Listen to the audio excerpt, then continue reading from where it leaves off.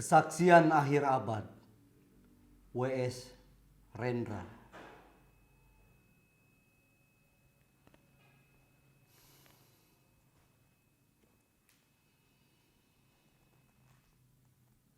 Ratap tangis menerpa pintu kalbuku. Bau anyir darah mengganggu tidur malamku. Oh, tikar tafakur. Oh, bau sungai Tohor yang kotor. Bagaimana aku bisa membaca keadaan ini?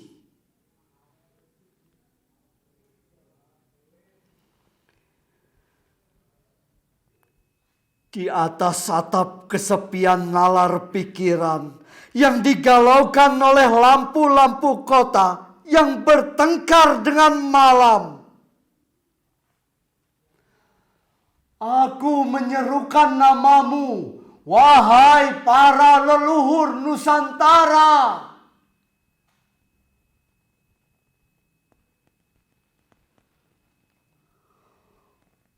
Oh, Sanjaya, leluhur dari kebudayaan tanah. Oh, Punawarman, leluhur dari kebudayaan air. Kedua wangsamu telah mampu mempersekutukan budaya tanah dan air.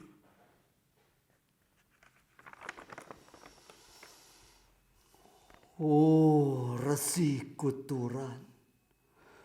Oh, Resi Nirarta. Empu-empu tampan yang penuh kedamaian.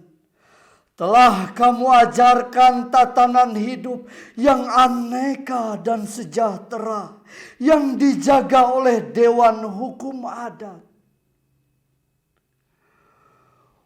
Oh, bagaimana aku bisa mengerti bahasa asing dari bangsaku kini?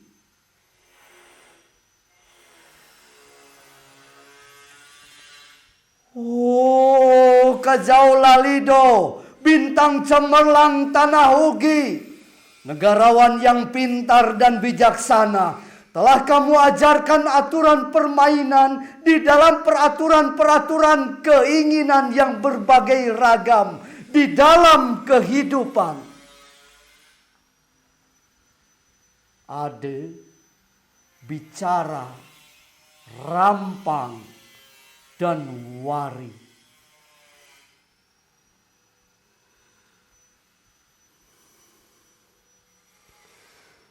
Oh, lihatlah wajah-wajah berdarah dari rahim yang diperkosa, muncul dari puing-puing tatanan hidup yang porak-poranda.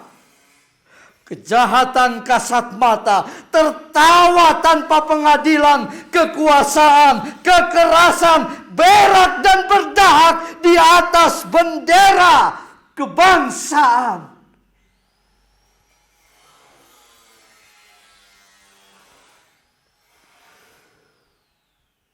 Oh, anak cucuku di zaman cybernetik.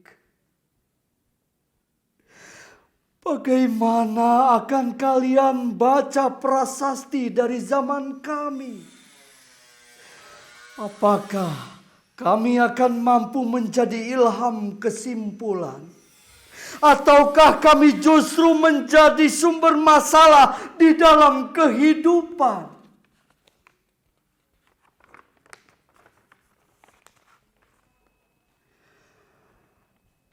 Dengan puisi ini aku bersaksi bahwa rakyat Indonesia belum merdeka. Rakyat yang tanpa hak hukum bukanlah rakyat merdeka. Hak hukum yang tidak dilindungi oleh lembaga pengadilan yang mandiri adalah hukum yang ditulis di atas air.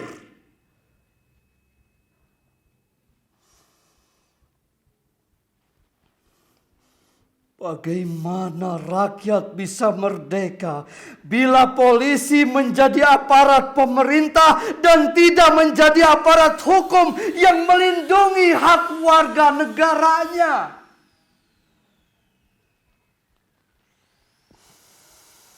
Bagaimana rakyat bisa merdeka bila birokrasi negara tidak menjadi aparat rakyat, melainkan menjadi aparat pemerintah yang berkuasa? Bagaimana rakyat bisa merdeka bila hak pilih mereka dipasung? Tidak boleh memilih secara langsung wakil-wakil mereka di Dewan Perwakilan, dan juga tidak boleh memilih secara langsung camat mereka, bupati, wali kota, gubernur, dan presiden.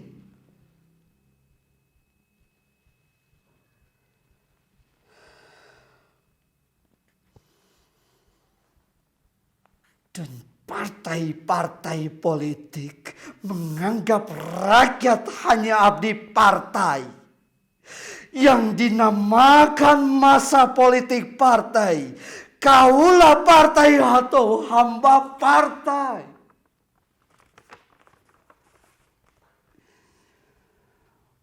Bagaimana rakyat bisa merdeka bila pemerintah melecehkan perdagangan antar daerah dan mengembangkan merkantilisme denles sehingga rela menekan kesejahteraan buruh, petani, nelayan, guru, dan serdadu berpangkat rendah? Bagaimana rakyat bisa merdeka bila provinsi-provinsi sekedar menjadi tanah jajahan pemerintah pusat? Tidak boleh mengatur ekonominya sendiri, tatanan hidupnya sendiri, dan juga keamanannya sendiri. Ayam, serigala, macan, ataupun gajah, semuanya peka pada wilayahnya. Setiap orang juga ingin berdaulat di dalam rumah tangganya. Setiap penduduk ingin berdaulat di dalam kampungnya. Dan kehidupan berbangsa tidak perlu merusak keadilan daerah.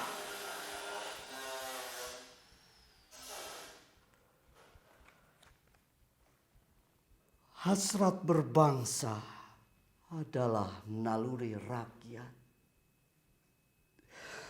untuk menjalin ikatan daya cipta antar suku yang penuh keanekaan kehidupan dan memaklumkan wilayah pergaulan yang lebih luas untuk merdeka bersama.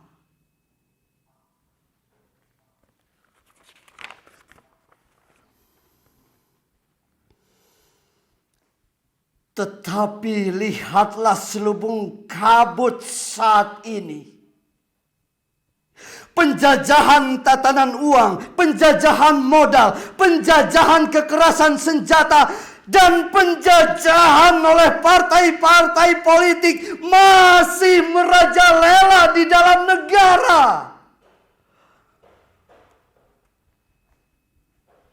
Dengan puisi ini aku bersaksi bahwa sampai saat puisi ini aku tanda tangani, para elit politik yang berkedudukan ataupun yang masih di jalan tidak pernah memperjuangkan sarana-sarana kemerdekaan rakyat.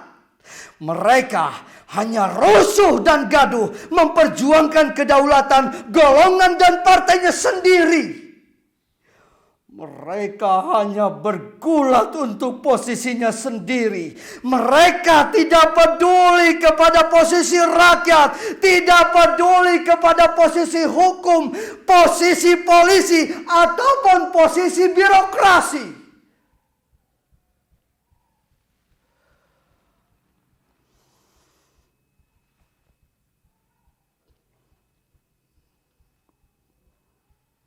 Dengan picik mereka akan mendaur ulang malapetaka bangsa dan negara yang telah terjadi.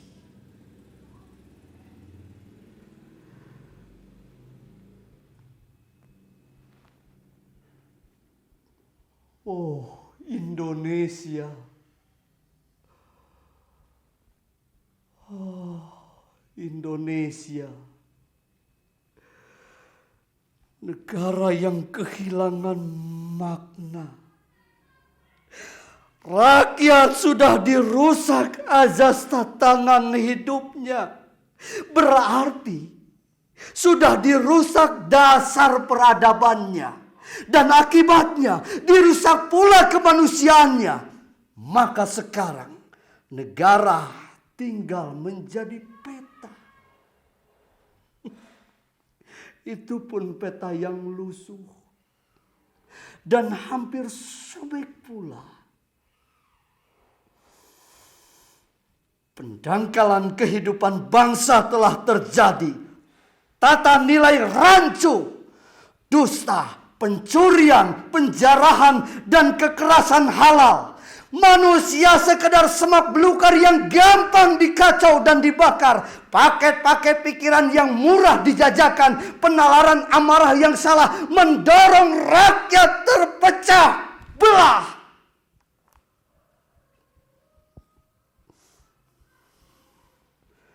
Negara tidak mungkin kembali diutuhkan tanpa rakyatnya dimanusiakan. Dan manusia tak mungkin menjadi manusia tanpa dihidupkan hati nuraninya.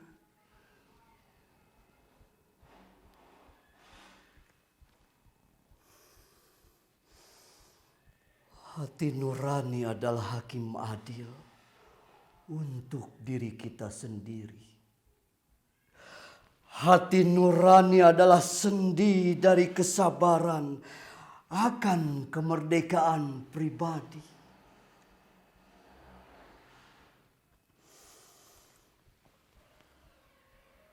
Dengan puisi ini aku bersaksi bahwa hati nurani itu mesti dibakar, tidak bisa menjadi abu. Hati nurani senantiasa bisa bersemi meski sudah ditebang putus di batang.